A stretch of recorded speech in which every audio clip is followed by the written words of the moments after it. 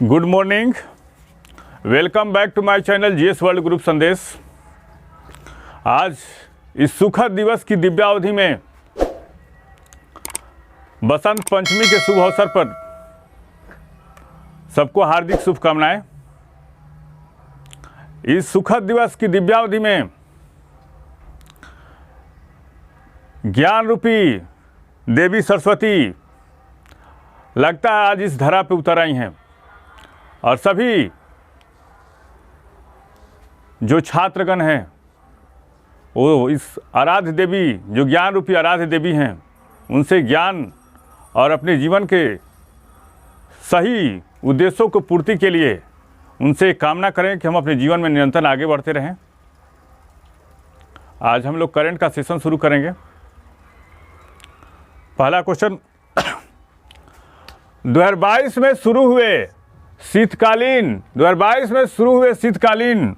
Beijing Olympic के लिए 2022 में शुरू हुए शीतकालीन बीजिंग ओलंपिक के लिए कौन सा स्लोगन लॉन्च किया गया है? ये पूछ सकता है कि शीतकालीन ओलंपिक का स्लोगन क्या है। तो इसका स्लोगन है एक साझा भविष्य के लिए मंच, एक साझा भविष्य के लिए मंच। और ये बताइए हमको कि शीतकालीन ओलंपिक की शुरुआत कब हुई थी? तो शीतकालीन ओलंपिक की शुरुआत हुई थी, पहला शीतकालीन ओलंपिक 1924 ईस्वी में फ्रांस पेरिस में खेला गया था। पहला शीतकालीन ओलंपिक कहाँ हुआ था? तो 1924 फ्रांस पेरिस में। और 2026 के शीतकालीन ओलंपिक खेल कहाँ होंगे? तो मिलान इटली में। आपको बता दें कि बीजिंग एकमात्र शहर है, चीन का बीजिंग, जिसने शीतकालीन ओलंपिक का भी आयोजन किया और ग्रीष्मकालीन ओलंपिक का भी आयोजन किया। बीजिंग एकमात्र शहर बना, बीजिंग जिसने शीतकालीन और ग्रीष्मकालीन दोनों ओलंपिक का। पूछ सकता है कौन ऐसा विश्व का शहर है जो शीतकालीन और ग्रीष्मकालीन दोनों ओलंपिक का आयोजन किया। ग्रीष्मकालीन ओलंपिक की शुरुआत कब हुई थी? 1896 से, और शीतकालीन ओलंपिक की शुरुआत कब हुई थी? 1924 से। और इस शीतकालीन ओलंपिक का शुभंकर जो 4 फरवरी से 20 फरवरी तक, पहले आपको जानकारी के लिए बता दें कि इसमें 32 देशों को निमंत्रित किया था चीन ने। पिछले सेशन में हमने पढ़ाया था, 32 देशों को निमंत्रित किया था। और शीतकालीन ओलंपिक का शुभंकर क्या है? तो बिंग ड्वेन है, बिंग ड्वेन। और इसको डिजाइन कौन किया था? का ओंगजू ने किया था। और कब से कब चलेगा? 4 फरवरी से 20 फरवरी तक। और जब शीतकालीन ओलंपिक हो जाएगा तो पैरा ओलंपिक के लिए शुभंकर, पैरा ओलंपिक होता है, शीतकालीन पैरा ओलंपिक होता है, उसका शुभंकर क्या रखा गया है? तो सुवेन रॉन, ये होगा 4 से 13 मार्च के बीच में। और भारत ने इस खेल का बहिष्कार किया है। और क्यों किया, इसके बारे में हम लोग समझ लेते हैं। भारत ने शीतकालीन बीजिंग ओलंपिक का बहिष्कार किया है। क्यों किया, इसके बारे में हम लोग देख लेते हैं इस कंटेंट को। क्योंकि चीन के पीपुल्स लिबरेशन आर्मी ने गलवान घाटी के कमांडर क्यू फेबाओ गलवान 2020 में संघर्ष हुआ था। गलवान घाटी में संघर्ष हुआ था। और उस समय चीनी सेना का एक कर्नल था क्यू फेबाओ, और उस मुठभेड़ में इसकी सर फट गई थी। और उसी को ओलंपिक मशाल देकर सम्मानित किया है चीन ने। इसलिए भारत ने इस खेल का बहिष्कार किया है। पहले समझते हैं हम लोग कि उसमें भारत के एक बिहार रेजिमेंट के कर्नल थे, कर्नल संतोष बाबू की मृत्यु हो गई थी और 20 सैनिक मारे गए थे। लेकिन ऑस्ट्रेलियाई मीडिया के रिपोर्टों, ऑस्ट्रेलियाई अखबार द कलेक्शन के रिपोर्टों के अनुसार गलवान घाटी में चीन के 38 सैनिक मारे गए थे। लेकिन चीन की सरकारी मीडिया ग्लोबल टाइम्स ने सभी तथ्यों को हटा दिया था, क्योंकि चीन में फेसबुक नहीं चलता है, उनका वीवो चलता है। और उन्होंने जितने सरकारी डाटा था उस सबको हटा दिया था। लेकिन ऑस्ट्रेलियाई अखबार कलेक्शन ने सारे रिपोर्टों को साझा कर दिया है कि चीन के 38 सैनिक मारे गए थे। तो ओलंपिक मशाल देकर सम्मानित किया। और भारतीय विदेश मंत्रालय के प्रवक्ता अरिंदम बागची के अनुसार चीन ने ओलंपिक जैसे आयोजन का राजनीतिकरण कर दिया है। इस कारण ने भारत ने इस खेल का बहिष्कार किया है। वहाँ पे ऐसा वाकया हुआ था चीन में वहाँ पे लद्दाख में एक नदी बहती है श्योक। लद्दाख में, पहले आपको बता दें, लद्दाख में एक नदी बहती है श्योक, और श्योक किसकी सहायक नदी है? तो सिंधु की सहायक नदी है। और श्योक की एक सहायक नदी है गलवान नदी। गलवान नदी, भारत ने क्या किया कि श्योक नदी के समानांतर एक सड़क बनाया, जिसके कारण से चीनी सैनिक काफी चिढ़ गए थे। और इसमें श्योक नदी में गलवान नदी मिलती है, और ये जो इलाका है गलवान का, यहाँ पे बफर जोन है, यहाँ पर कोई भी सेना वहाँ पे कोई भी सेना अपना इंफ्रास्ट्रक्चर या कोई काम नहीं कर सकती है। दोनों देशों के बीच में LAC है। और चीन सेना ने क्या किया, यहाँ पे निर्माण कार्य करना शुरू कर दिया। तो भारत के सैनिकों ने क्या किया, यहाँ पे भारत के सैनिकों ने इन लोगों को नजर रखने के लिए एक अस्थायी पुल का निर्माण करना शुरू किया, जिसके कारण से संघर्ष हुआ था, जिसमें हमारे सैनिकों की शहादत हुई थी। अंतर्राष्ट्रीय मानव बंधुत्व दिवस कब मनाया जाता है? तो 4 फरवरी को मनाया जाता है। और इस वर्ष इसकी थीम क्या है? Human fraternity in action. और क्यों मनाया जाता है?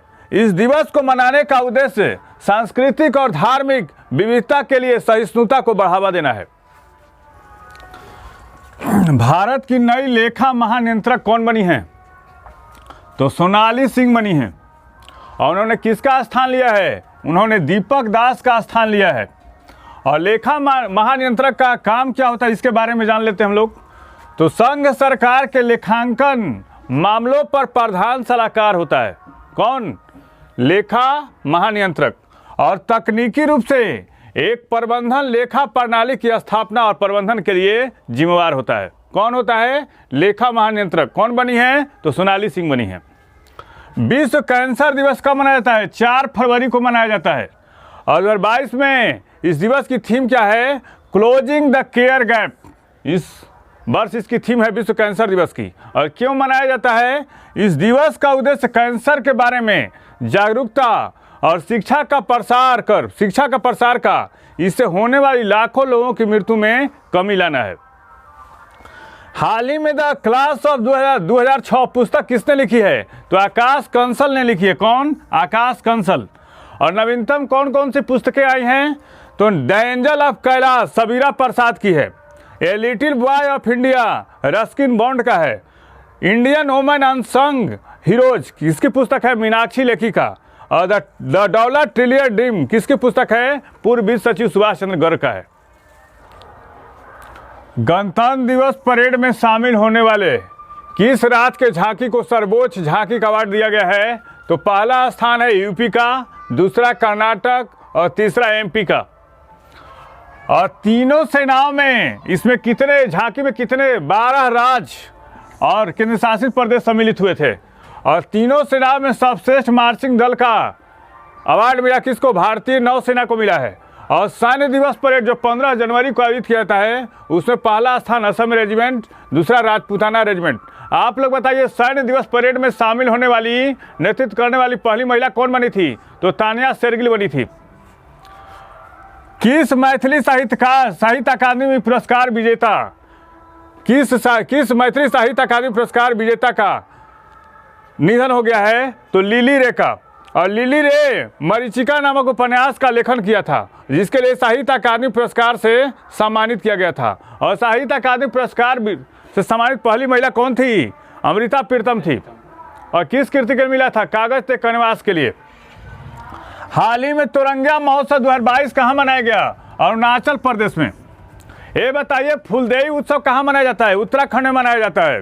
कांबाला भैंसा दौड़ कहाँ होता है? कर्नाटक में होता है।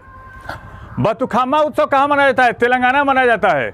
इंदू यात्रा उत्सव कहाँ मनाया जाता है? उड़ीसा में मनाया जाता है। बिस्किट यात्रा उत्सव कहाँ मनाया जाता है? बिस्किट यात्रा उत्सव काठमांडू मनाया जाता है। और अरुणाचल प्रदेश के बारे में जान लेते हैं हम लोग। अरुणाचल प्रदेश में विधानसभा की सीटें कितनी है? 60। और यहाँ के राज्यपाल कौन है? ब्रिगेडियर BD मिश्र। और यहाँ के मुख्यमंत्री कौन है? पेमा खांडू है। और ब्रह्मपुत्रा नदी नाम्बा चरवा पर्वत से तीखा मोड़ लेकर अरुणाचल प्रदेश में प्रवेश करती है। और शेषा आर्किन अभयारण्य कहाँ है? अरुणाचल में है। पक्के टाइगर रिजर्व कहाँ है? अरुणाचल में है। नामचिक नामपू कोयला क्षेत्र कहाँ है? अरुणाचल में है। और भारत का सबसे ऊंचा नेशनल पार्क नामधापा कहाँ है? अरुणाचल में है। डीआरडीओ की रक्षा अनुसंधान और विकास प्रयोगशाला के नए निदेशक कौन बने गए हैं? तो श्रीनिवास मूर्ति और डॉक्टर दशरथ राम का स्थान लेंगे। और इसकी स्थापना कब की गई थी? 1961 में। इसका पूर्ण रूप क्या होता है? Defence research development organisation. और इसका मुख्यालय कहाँ है? हैदराबाद में। और डीआरडीओ के प्रमुख कौन बने हैं? जी सतीश रेड्डी। हाल ही में कौन सी क्रिकेट टीम 1000 वनडे मैच खेलने वाली दुनिया की पहली टीम बन जाएगी? तो इंडिया बन जाएगी। इस चैनल के माध्यम से सही विषयों का तथ्य पर विश्लेषण किया जा रहा है। आप इस चैनल से जुड़िए, लाइक कीजिए, सब्सक्राइब कीजिए और टेलीग्राम चैनल का भी लिंक दिया हुआ है, उससे जुड़िए। Thank you.